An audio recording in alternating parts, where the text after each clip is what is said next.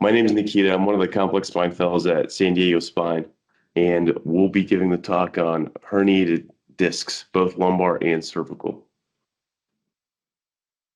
So we'll go through it systematically, start with the anatomy, epidemiology, how the diagnosis is typically made, what diagnostic maneuvers we can use, the natural history, which I think guides a lot of the treatment decisions versus, for example, folks with myelopathy from various causes versus radiculopathy and outcomes, both in non-operative management and for surgery.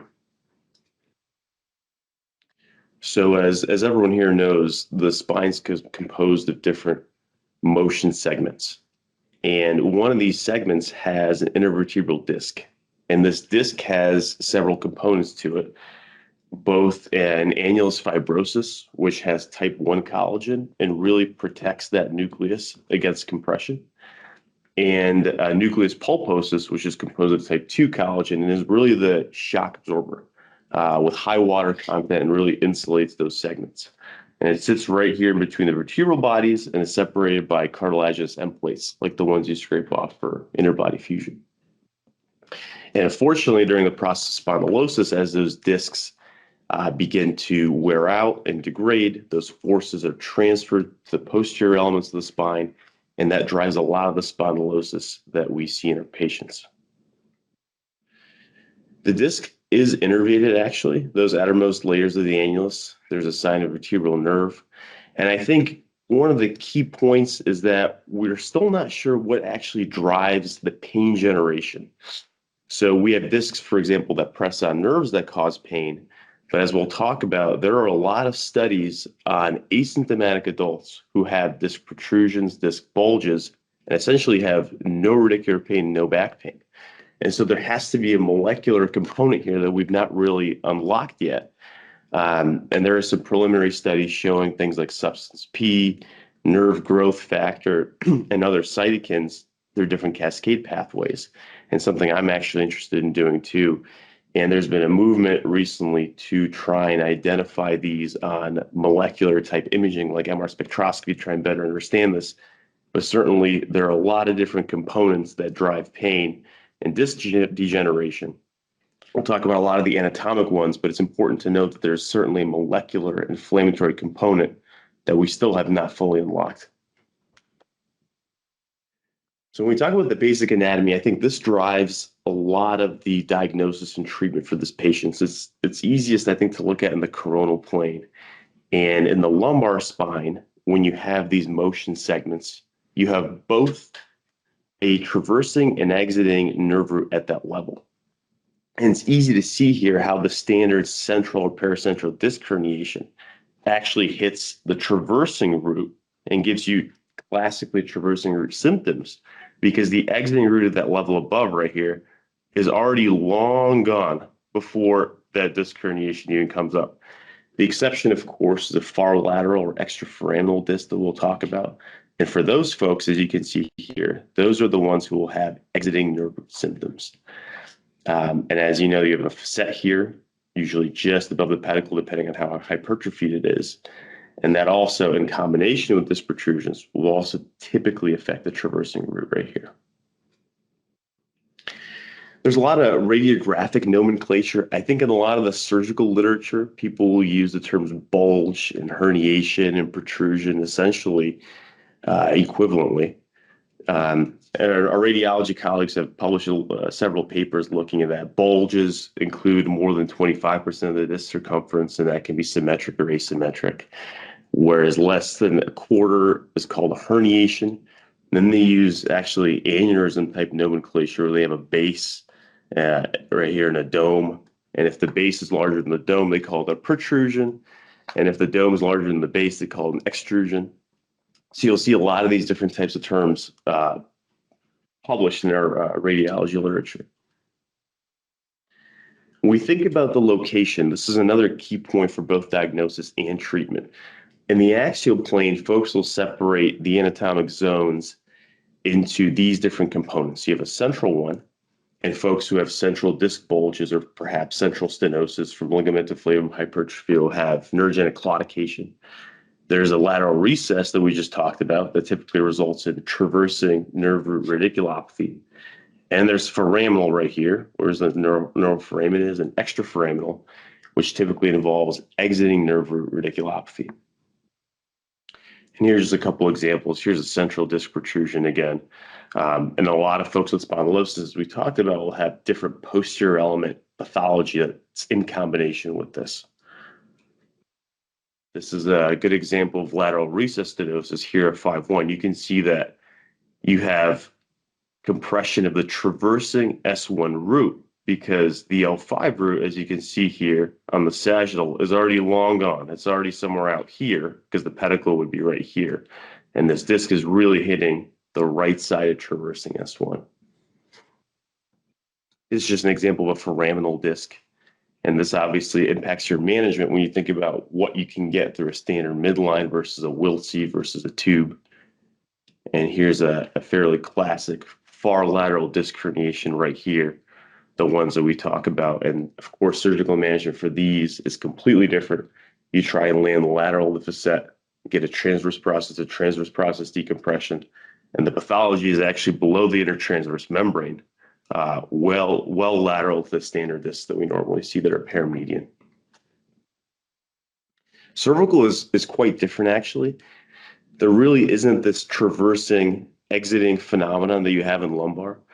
Not only that, but the nomenclature, as we all know, is very different too. So for if you have a C4-5 disc herniation, that's really hitting the exiting 5 root because of the nomenclature at the level below.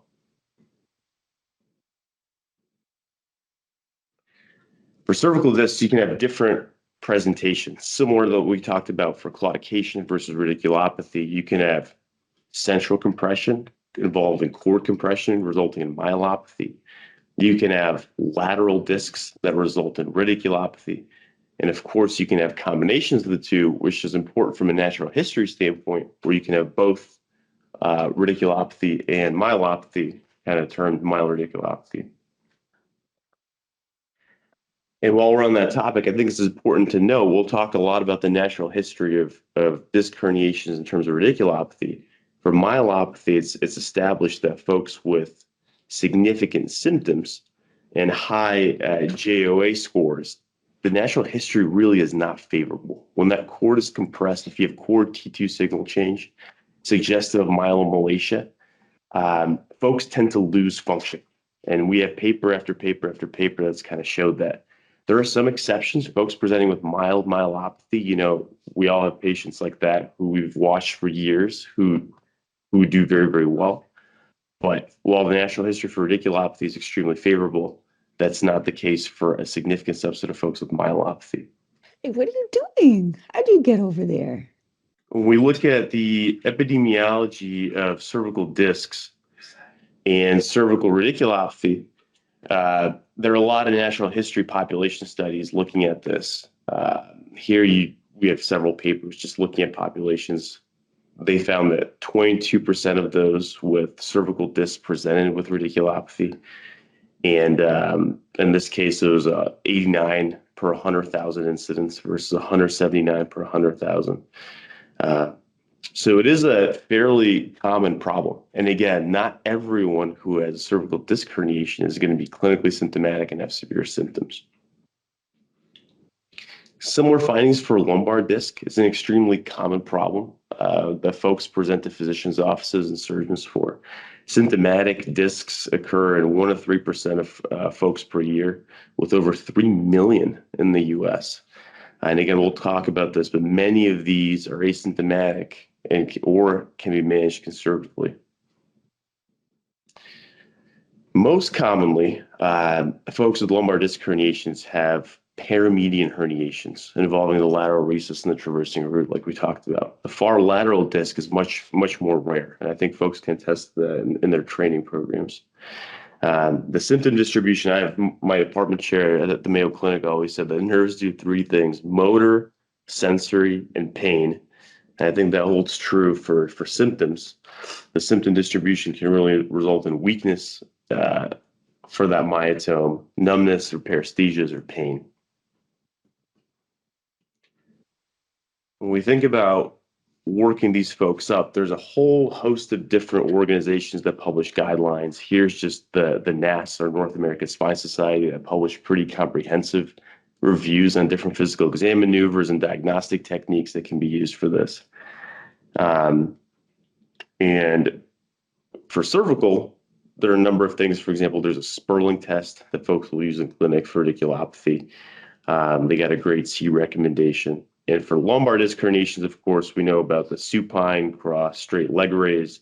This one got a grade A because of the high sensitivity and specificity that we'll talk about in a second. For the neurologic exam, there's certainly overlap and distributions between the different routes, but they are quite good. With a good, thorough exam, you really can get to the crux of what's going on a significant percentage of the time. This is just a small study looking at folks with lumbar discs, and they found that for L5 sensory abnormalities for 4-5 discs, they had 76% positive predictive value. And for weakness at that level, 76%.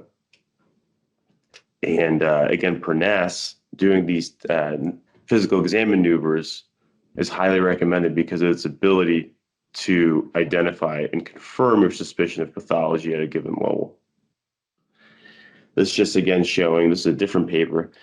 They found that the highest sensitivity test for lumbar disc herniations was the straight leg raise, and for the best specificity is the cross straight leg raise. Again, just another paper looking at physical exam maneuvers, and here they found the supine straight leg raise had a higher sensitivity than seated. But I think the take-home point is there are numerous exam maneuvers that are highly effective in diagnosis.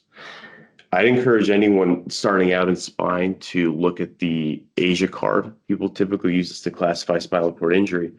But if you look, they have a very nice dermatomal map, and you can go level by level. Of course, there's overlap, but it's a very good starting point when you're looking at the different functions that can be impacted at any given level. When we look at imaging, it's kind of been a hot topic in radiology over the years in terms of resource allocation and image modality selection. But for cervical pain with cervical radiculopathy, they do typically recommend frequently an upfront cervical MRI without contrast. For lumbar, if you look, for folks who are just presenting with a first-time disc herniation, most folks do not recommend obtaining advanced 3D cross-sectional imaging right away. And the reason for that is because the natural history is really favorable, like we'll talk about. So it doesn't change your management for most patients to get an MRI of the lumbar spine because a significant proportion of those are going to improve with conservative measures without surgery. There are some very rare exceptions. I think that cancer is an exception to this. If you have folks with no metastatic disease who present with new weakness or radicular pain, that's a different conversation. Then you're going down the MRI, lumbar spine with and without contrast pathway. We're talking about standalone herniated lumbar discs. Now, for folks who have had 6 weeks of medical management and conservative therapy, now it switches back to what you saw for the cervical, where getting an MRI of the lumbar spine makes sense because you may not alter the natural history long term. You can achieve symptomatic improvement with surgery, and of course, you need it for surgical planning purposes. So all in all, advanced imaging is recommended for this pathology if you're considering surgery. This involves an MRI, usually without contrast, or a myelogram if you can't. For example, if they have a pacemaker or some kind of implant that's MRI incompatible. Radiographs are helpful to us. Very difficult to see soft tissues and herniations, of course, but if you're considering surgery, it's very appropriate to make sure you don't have instability or motion at that level, which A, is a cause of radiculopathy, and B, will alter your surgical planning. When we think about treatment and outcomes, there's kind of different buckets that people use. The first is medical management. Folks will say medication, PT. That includes NSAIDs, oral steroids in the case of very severe radiculopathy symptoms, physical therapy, and injections, and those come in different flavors. When you look at medication, there really isn't a ton of very high quality evidence. We do know that people who take NSAIDs at high doses, that does really help their symptoms. during the time that they're consuming this. But there's been a lot of pooled estimate studies that really haven't shown a ton of high quality evidence for strictly medical management of disc herniation. Physical therapy is an interesting one because that's typically, the reflex in clinic. And this has been studied pretty extensively too. There isn't a ton of really high quality level one evidence for this. Um, Several studies have shown no impact of PT. We all know, of course, that patients do get subjective symptom improvement while they allow the natural history to ride out. But it's definitely an area of future research. Now, steroid injections come in all sorts of different flavors. There's an epidural steroid injection where you kind of inject the medication to the epidural space and get kind of fecal sac at all the nerve roots. There's a transforaminal epidural steroid injection where you inject at the sleeve and try and typically get the exiting nerve root, but sometimes we'll get the traversing. And there's selective nerve root blocks where you're really just trying to isolate for both diagnostic and treatment purposes the exiting root. This is just a paper looking at cervical epidural steroid injections for different pathologies, and they found that a significant percentage of folks did still end up undergoing surgery. But those who had multiple injections were less likely to go to the operating room. Again, if you can give patients improvement while the natural history, which is favorable, takes its course, you can keep someone away from surgery just with injections. This is for the lumbar spine. This is a perspective of RCT looking at epidural steroid injections here too.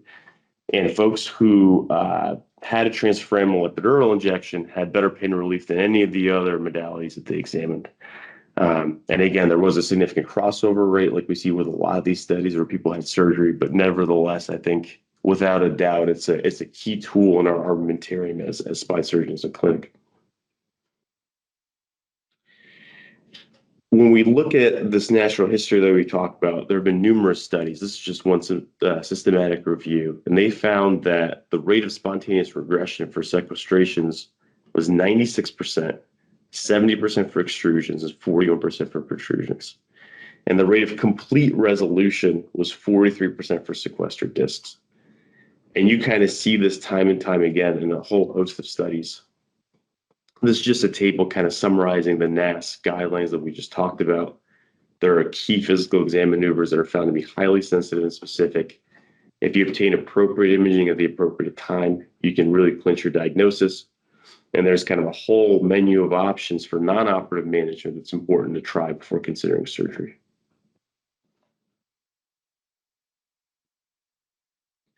This is just a slide summarizing this, what we just talked about. I think the key takeaway is that these conservative measures really provide symptomatic relief during the course of natural history, but they don't change the natural history itself. Physical therapy and injections aren't going to make the disc involute any quicker, but it can certainly make people feel better. When we start thinking about surgery in terms of absolute surgical indications, I think a significant neurologic deficit is one. And I think especially in key distributions that can really alter patients' quality of life. For example, if someone's hand completely doesn't work, and they work in construction and their quality of life, their ability to obtain a living for their family is completely, devastated by this disease, that's a pretty strong indication for surgery. And then, of course, cauda equina syndrome that folks will frequently talk about is an absolute indication. I do think it's important to note that cauda equina syndrome is really a global dysfunction of the lumbosacral roots. So if you have an L4-5 disc herniation and you have EHL weakness, the ED will call you, that's not cauda equina. That's a component of radiculopathy that's appropriately correlated to an anatomic problem. In cauda equina syndrome, you really have those sacral nerve roots, right, S2 to S4, that control the bowel and bladder, that are squeezed by some usually significant process superiorly, and that can involve the lumbar roots 2 at L5, L4, and those folks come with the classic trifecta that we learn about. I think there are some relative indications. Folks with severe disc herniations who, for example, can't stand, can't work, who have absolutely crippling pain. I think some surgeons will consider taking those folks to surgery without going down the classic pathway, depending on how debilitated they are. This is just a paper looking at weakness, in this case, dorsiflexion in patients with lumbar disc herniations. And most folks who improved did so within the first 6 weeks, but this paper actually showed that a significant percentage did not have any improvement in their motor function, even over time. The question is always how long to pursue these conservative therapies for. And there's been numerous systematic reviews looking at this. Natural history studies have really concluded that intervention right after that 4 to 8 week mark represents kind of optimal timing. Essentially, you want to, the principle behind this is you want to maximize the chances that folks will improve from their natural history without surgery, but you want to get the benefit of surgery before the long-term mark when studies have shown that conservative therapy and surgery is equivalent. So it's kind of a tricky balance on when you really operate on some of these folks. And the NAS recommendations against surgery within 6 months has better long-term outcomes. This is just another systematic review looking at 10-year outcomes from sport, kind of combining numerous cohorts. And they looked at different analyses. They looked at treated groups and then intent to treat groups. And they found that those folks who actually were in intent to treat group analyses had crossover rates of 54%. So significant percentages of folks who were managed non-operatively actually crossed over to the surgery group, which makes it more challenging to kind of assess results long term. But folks who were intended to be treated with surgery actually had quite durable outcomes at 4 and 8 year marks. The same holds true for younger folks, athletic, high level, college, high school sports. 71% return to play at an average of just under 5 months after surgery. Think about it, that's a really low number. Yeah. So we don't typically think of that, but if you see someone in clinic, like 7 out of 10 get back to playing, like to me is like a really low number. Think about ACLs or both bone forearm fractures, shoulder dislocations, they're really common injuries. Like they're all going back. Okay. So, especially at the level they were at before. Yeah. This is another kind of long-term study. This is part of the main spine study group where they essentially sent folks questionnaires who were managed non-operatively and surgically for lumbar disc herniation. And they found that actually a significant percentage of patients treated with surgery had more complete relief of leg pain and function at the 10-year mark compared to folks who were managed non-operatively. But the literature is mixed and it's extensive on this. For cervical, they kind of confirmed what we've been talking about for natural history. They looked at a prospective randomized trial looking at surgery versus non-operative management with physical therapy and an orthosis. And they looked at VAS score, strength, sensory loss. And they found that at 4 months, folks who had surgery did better than those who didn't. But at 1 year, those outcomes are similar. So again, it's kind of a common trend. How do you allow folks to improve without surgery, but then still catch them in that window where you can really maximize the benefit of your interventions? So I think key takeaways here when we counsel our patients. Herniated discs in both the cervical and lumbar spine are really self-limited processes. They do not require surgery in the majority of cases. We found that for cervical disc herniations, over 80% have essentially complete resolution of symptoms by 6 months. And for lumbar, it's even higher. They have a significant improvement with over 90%. Surgical treatment leads to similar endpoints as the non-surgical cohorts. But if you do have significant symptoms that don't improve in that first, 6 to 8 week mark, there's been study after study after study showing that surgery will actually result in much faster symptom improvement. And that's why it's important to proceed kind of in that golden window after you've exhausted conservative management, but haven't yet lost the benefit of surgery. Just kind of in summary here, again, in most cases, herniated discs are self-resolving. There are certain cases, significant motor weakness, caught up blindness syndrome, of course, severe pain, inability to work, where you'll take folks very, very quickly. But for those relative surgical contraindications, it's really important to learn your patients, know what their goals are, what do they want, what's their goal for the next 3 months. The data do suggest that you can decrease short-term disability compared to non-operative cohorts.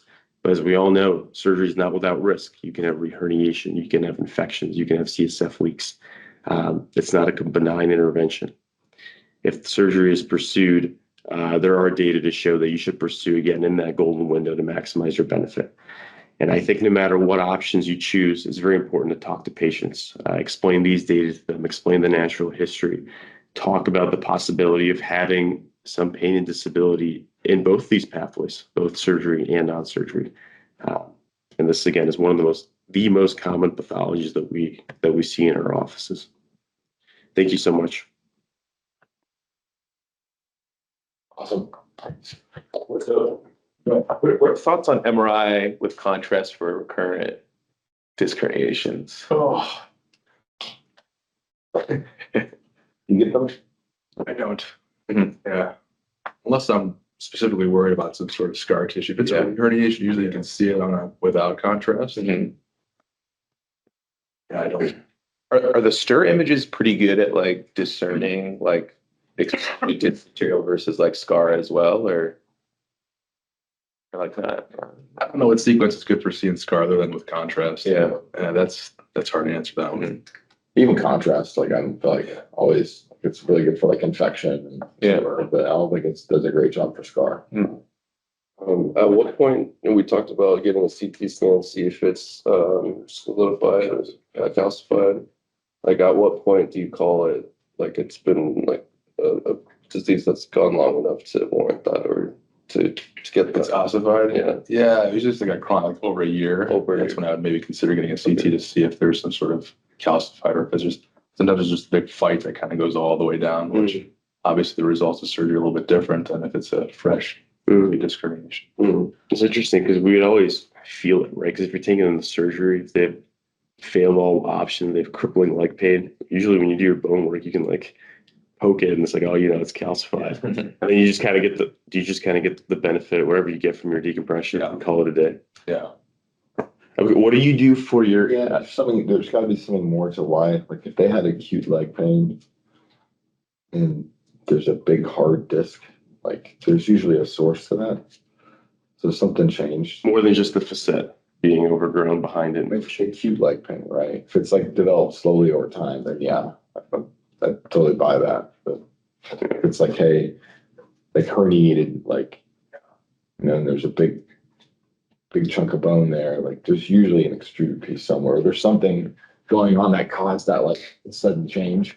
Versus, so that's where like the history kind of helps you when you're like in there looking around, you're like, but they had this sudden change, like something must be a little different. That's where the molecular pathway will be a breakthrough. Because you see these people with like small annular tears that are miserable, but they have like no compression. Exactly. People have these gigantic disc herniations who are like, I feel pretty good. Exactly. That's why I prefaced that. And we have no idea why. That whole pathway, once we figure that out, I think it'll change the way we treat disc herniations. I was talking to Mike Kelly about that, and even like for motor changes. Why do you have people with motor changes, everyone who have nothing? And then we had a patient in clinic who has 2 little motor changes, who's basically crippled. He's Right. Yeah. going for arthroplasty. That's like another MR spec finding. It lights up right on nuclear medicine studies, and we don't know why. The MR spec, I think, will be a very nice addition. What are you guys' philosophies on cutting into the disc? So let's say you feel it and it's soft. Do you take just the extruded fragment? Do you take as much as you can? Do you make a small hole, big hole? How do you prevent reherniation? What's the Lumbar. literature? Yeah, I know. What's the literature say? It's the devil? mixed. What's the risk of doing Reherniation risk is very high with what? with just a Fragmentectomy, right? Yeah. It's like 25%. very high. What's the risk with a subtotal discectomy? It's smaller, but still Less than significant. 5% probably, but you got a huge uptake, 25% disabling back pain. Mm-hmm. So the literature has generally supported a limited discectomy, which means trying to remove loose fragments where you meet in the middle. 10, 15% reherniation rate, less risk of disabling back pain. So that's, I think, what the literature supports, but some guys just go in and do a fragmentectomy and leave it at that. I think it just takes judgment, honestly. Mm-hmm. Like if you have a big gaping hole, navigate it, pull loose fragments out, irrigate the disc out.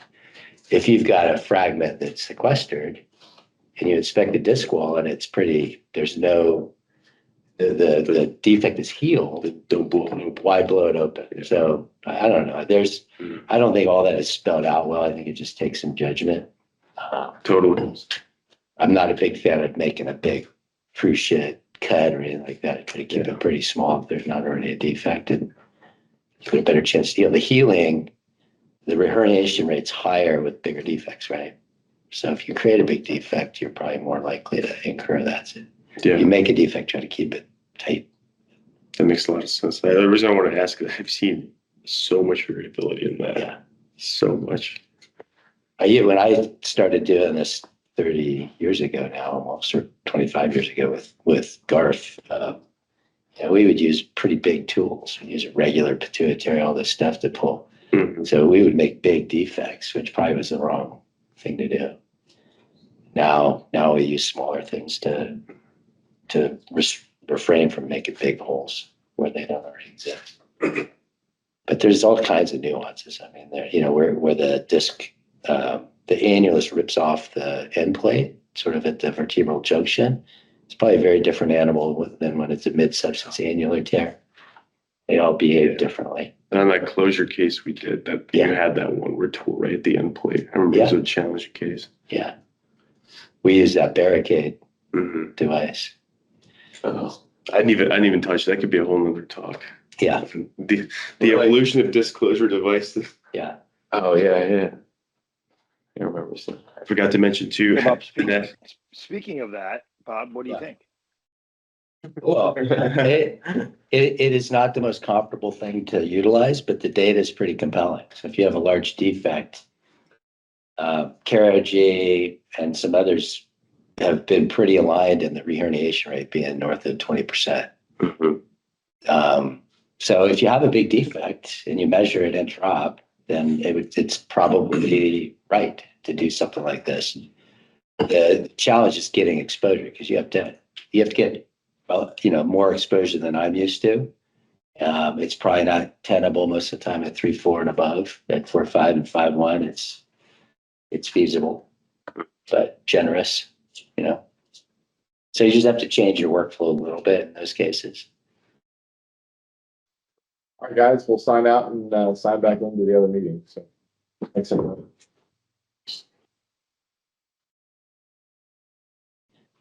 Economic analysis, Jamie, but if you have reherniation rate of 20 to 25%, good portion of those going back to the OR, I don't know that it's costly in the end.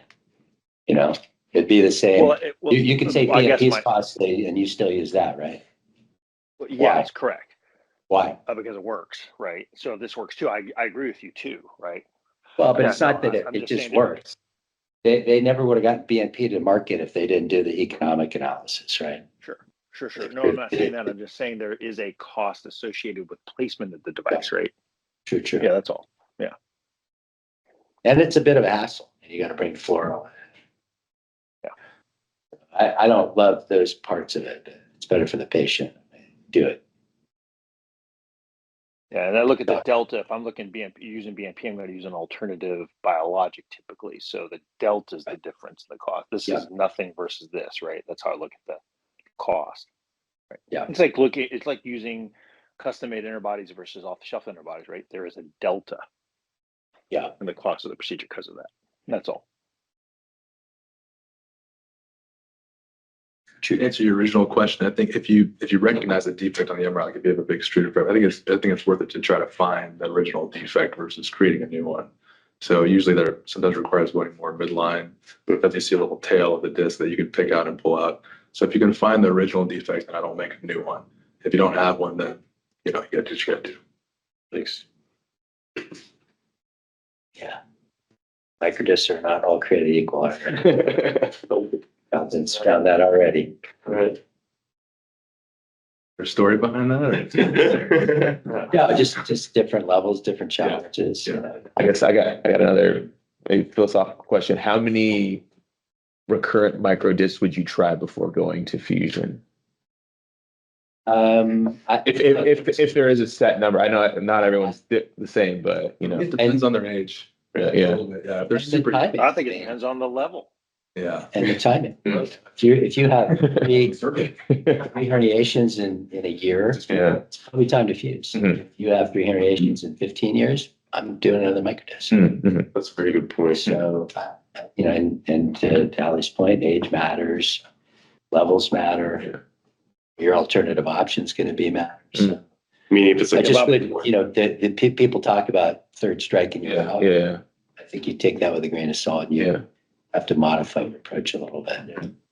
And I heard the story, Todd Albert, if you have a recurrence of 4 or 5, you get a fusion. That was his, why he mentioned that something at a meeting or something he talked about, for him, because he sees those being potentially ongoing problems. So he'll fuse them with a recurrence.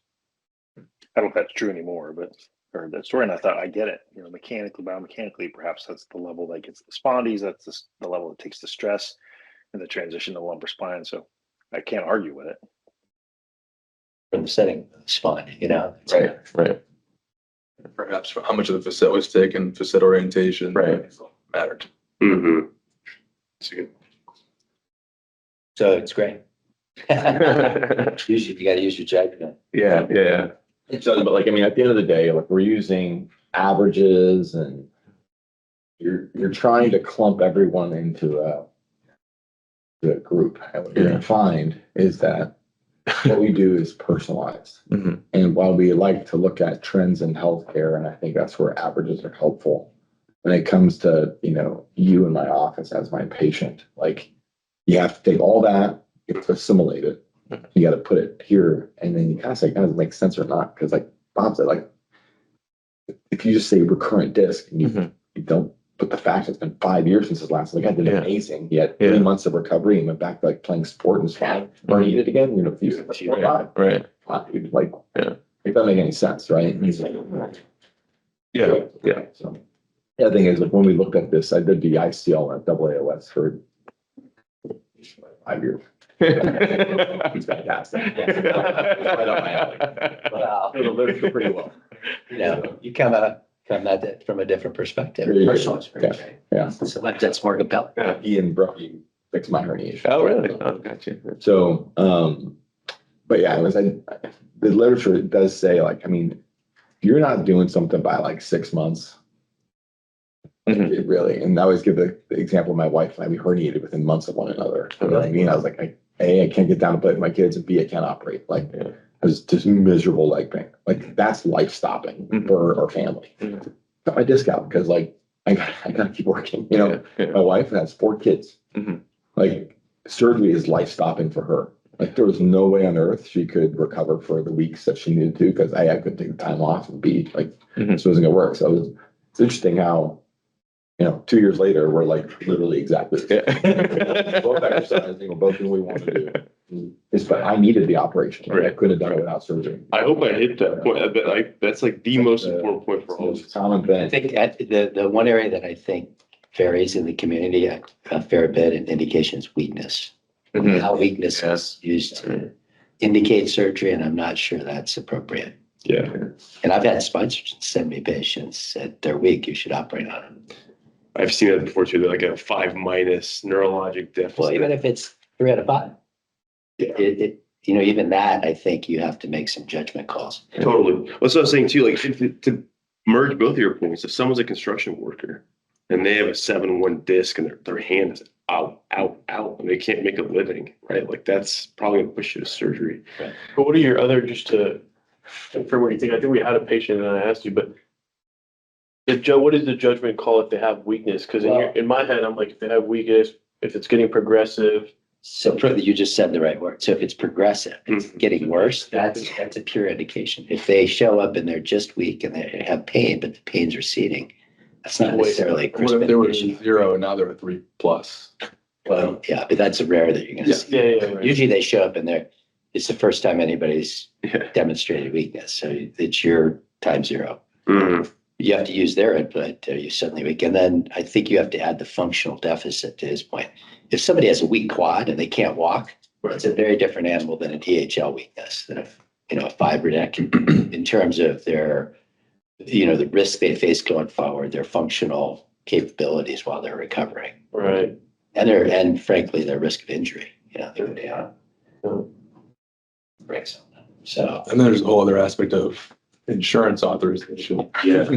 Which sometimes it's not even your choice. It's, despite whatever you want to do, you're gonna have to wait 6 weeks, try PT and try NSAIDs. Yeah. And then see them back and then make a decision. Right. Which is something you guys aren't exposed to yet, but Which actually what drives, I think, a lot of that, because the data is like not that great for like PT and for some of those things. But well, they require- their PT, the reason they want PT is just the time, 6 weeks. Yeah. That's time. Yeah.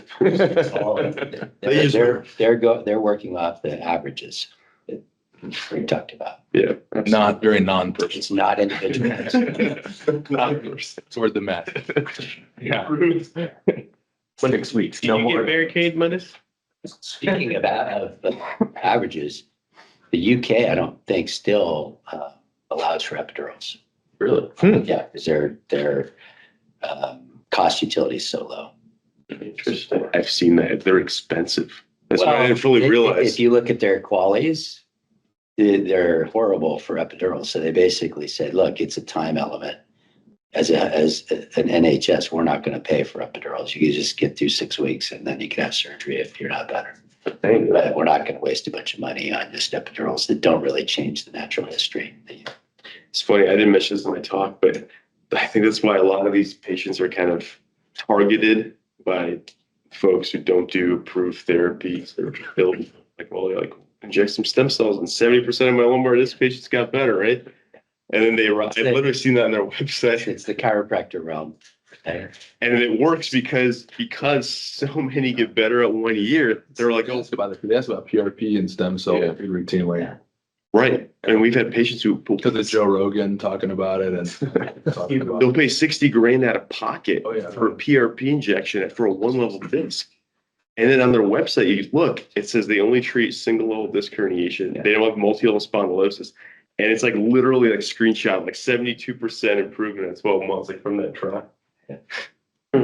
It's very unfortunate. Well, yeah, I mean, that's, There's a huge, I mean, in spine in general, back, the market's massive for non-operative man because you're playing on the placebo effect. Right. So they inject them, you get a little bit of placebo, and it's just enough time for the disc to get resorbed, and then you win. And there you go. You get And 5-star they're review. $60,000. Then they're $60,000 richer. It's good. Yeah. must be nice. That's better than my $900 discectomy. I totally agree, Bob. Wrong. They're smarter than me. I've seen some nasty effect. We had someone who basically had osteomyelitis that took away half of their vertebral body. after an injection.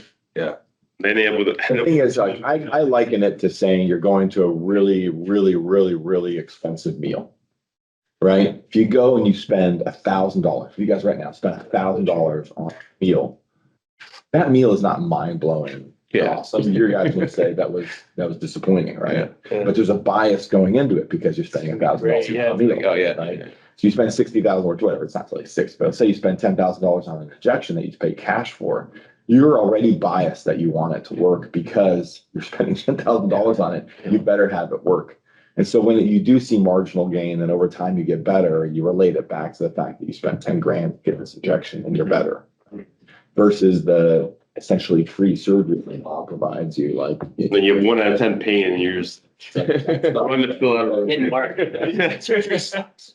On top of that, there's a moral victory to avoiding surgery. Yeah, it is. Eventually. Yeah. Conversation. Everybody know the placebo effect percentages. It's like 40, right? 40 plus percent. What are you saying? Like it's 40 real. plus percent. So That's Vegas. that is just the bias. You inject saline, 40% of people plus are going to be better. Yeah. Just for discs.